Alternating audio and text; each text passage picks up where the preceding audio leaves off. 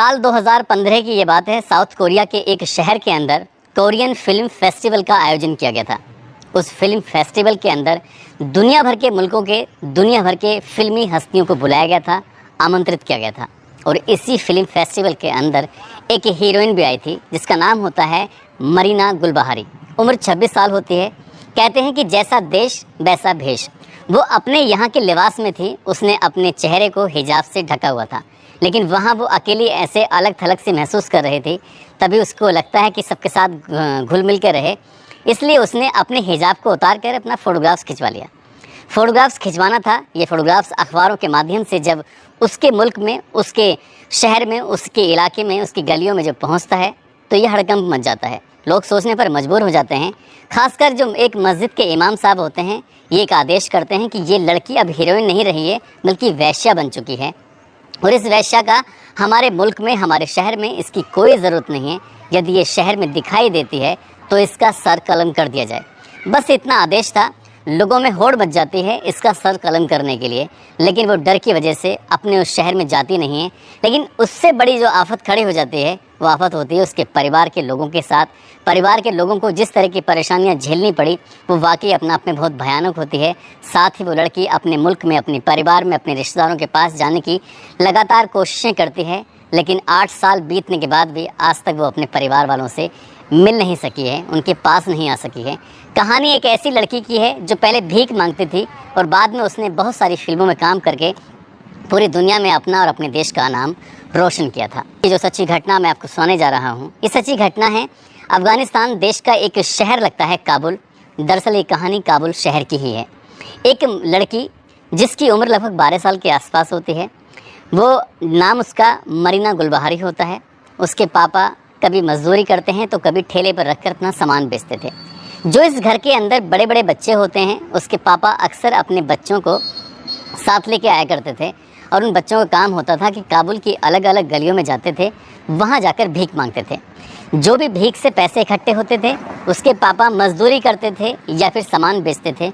उससे जो पैसे इकट्ठे होते थे उससे घर चलता था। रोज़ का ये किस्सा था, रोज़ की ये कहानी थी। इन्हें बिल्कुल भी नहीं मालूम था कि इनकी किस्मत एकदम से बदलने वाली है।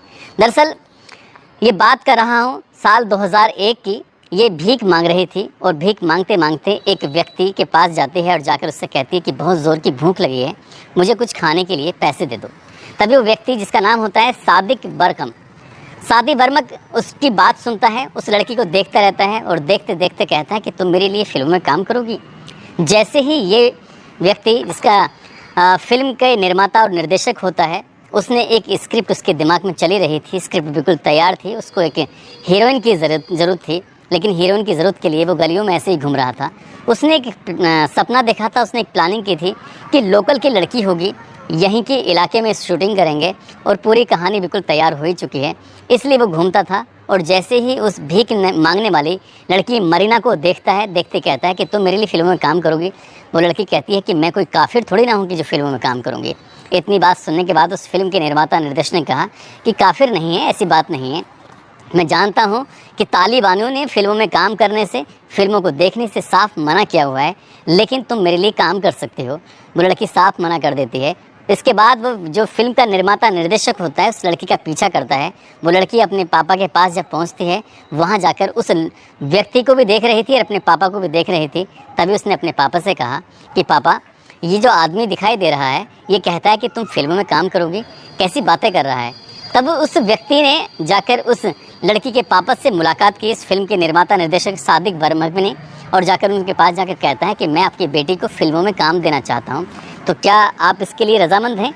वो जब वो मना करता है तो कहते हैं कि तुम्हारी बेटी भीख ही तो मांगती है, मैं इसको $110 प्रति महीने के हिसाब से दूंगा जब तक फिल्म की शूटिंग पूरी नहीं हो जाएगी, और फिल्म की शूटिंग जिस दिन कंप्लीट हो जाएगी, फिल्म जिस दिन रिलीज़ हो जाएगी, मैं आपको उस दिन $10,000 भी दूंगा। जब ये बात $10,000 की और $110 प्रति महीने की बात हुई तो उस व्यक्ति ने, यानी कि उस मज़दूर ने, अपनी बेटी की तरफ देखा और देखकर कहा कि ठीक है, मैं अपनी बेटी को फिल्मों में काम कराने के लिए तैयार हूँ, मेरी तरफ से रजामंदगी है। बस इतना था।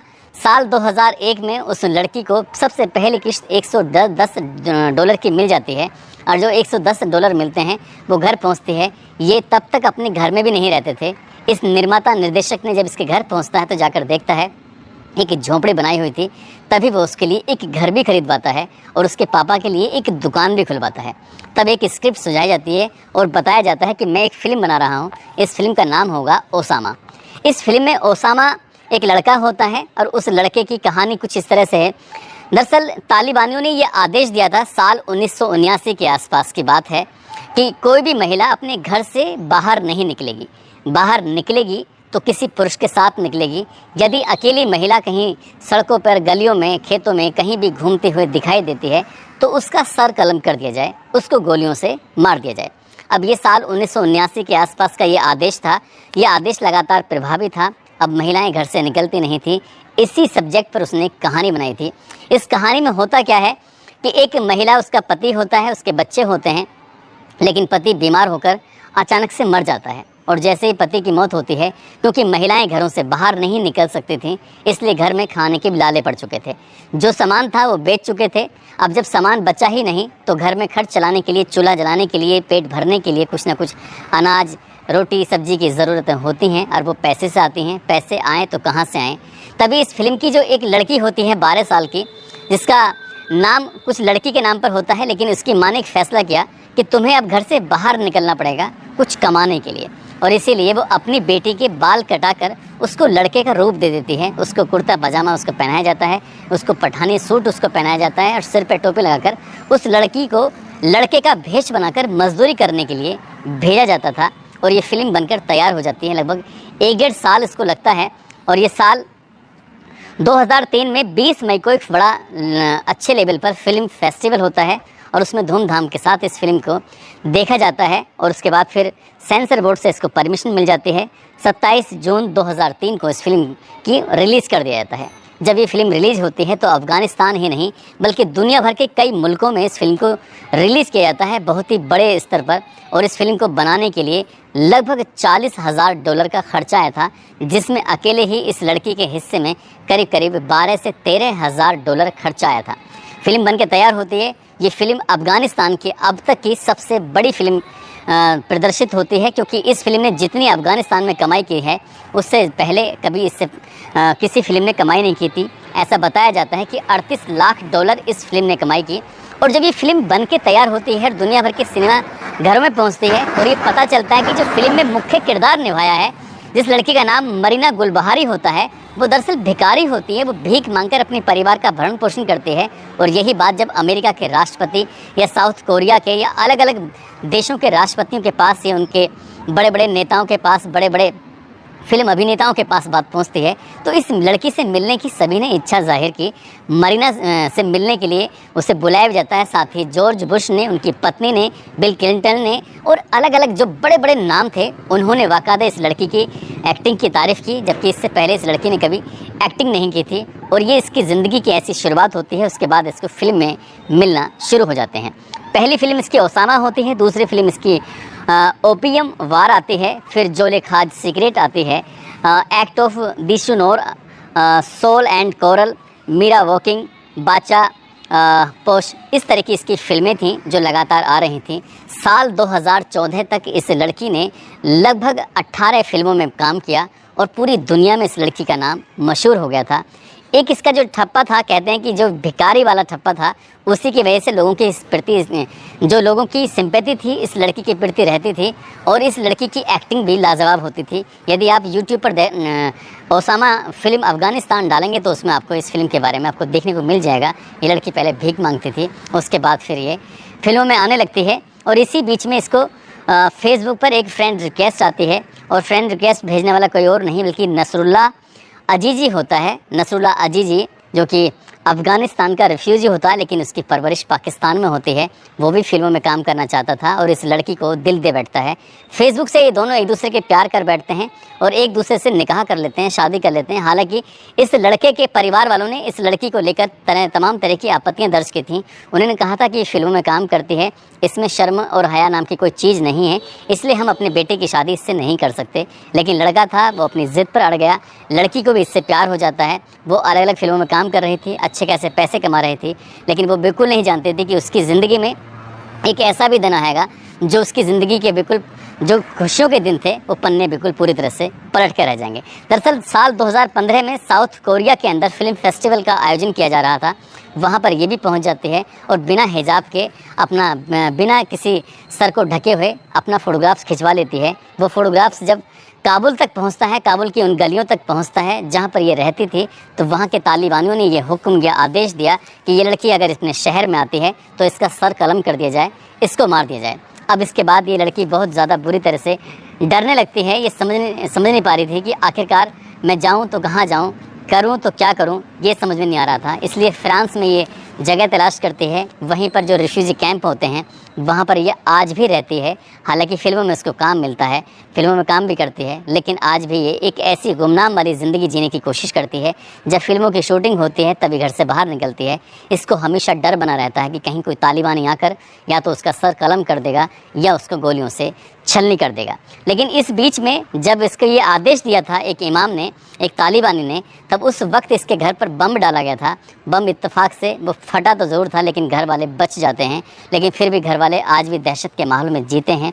और जब जब फिल्मों का नाम आता है तो तब इसके बारे में कहा जाता है कि इस लड़की ने वाकई बहुत मेहनत की और बहुत ऊंचाइयों तक पहुंची।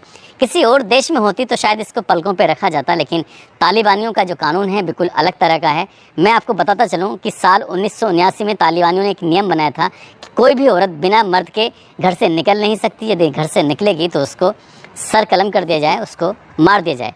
साल 1992 तक सोवियत संघ का इस पर कब्जा होता है अफ़गानिस्तान पर।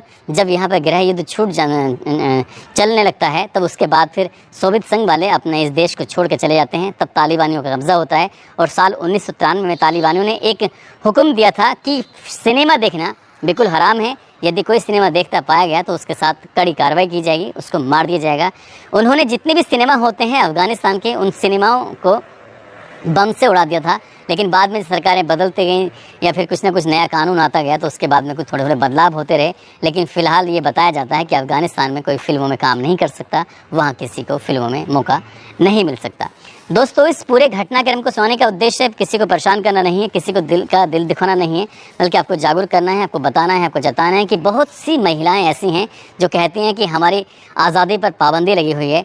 उन्हें ऐसी महिलाओं को भी देखना चाहिए। मरीना जैसी महिला को, जिसने सिर्फ अपने सर से दुपट्टा हटाया था और उसके सर को कलम करने का आदेश जारी कर दिया गया। इसलिए जितनी भी आज़ादी मिलती है, जितना भी मिलता है, उसको अच्छे करने में की और अपनी सही दिशा में उस ताकत को लगाएं और अपना नाम, अपने परिवार का नाम रोशन करें। आप अच्छी एजुकेशन हासिल करें और अपने अच्छे संस्कार अपने अंदर लेके आएँ। इसीलिए कहानी को सुनाने की कोशिश की गई थी। आप सब लोग अपना ख्याल रखें, सुरक्षित रहें। जय हिंद, जय भारत।